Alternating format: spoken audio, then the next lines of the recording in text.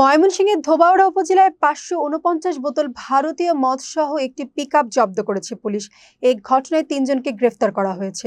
উদ্ধারকৃত মদের আনুমানিক মূল্য প্রায় ১১,৪৬,০০০ টাকা।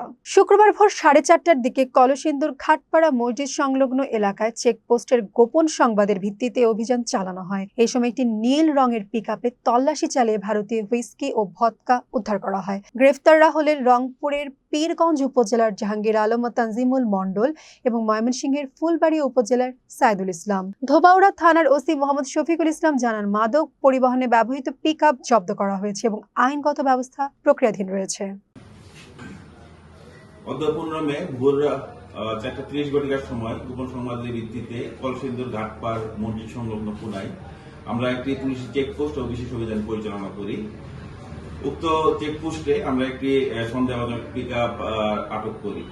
আপনারা জানেন, মাননীয় প্রধানমন্ত্রীর মাদক বিরোধী জিরো টলারেন্স এবং বাস্তবায়নের লক্ষ্যে আমাদের মাননীয় রেঞ্জ ডিআইজি মহোদয় এবং পুলিশ সুপার ময়মনসিংহ মহোদয় নির্দেশনা দিয়েছেন। তারই আলোকে আমরা উক্ত অভিযান পরিচালনা করছি এবং অভিযান পরিচালনাকালীন সময়ে আমরা যে পিকআপ ট্রাক আটক করি, এই ট্রাকের পিছন থেকে আমরা প্রায় 13 বস্তায় সর্বমোট 549টি ইন্ডিয়ান হুইস্কি এবং ভদকা বোতল জব্দ করি এবং 3 জন ব্যক্তিকে আটক করি। যে 3 জন ব্যক্তি, 2 জনের বাড়ি রংপুরে, একজনের বাড়ি ময়মনসিংহ ফুলবাড়িয়ায়।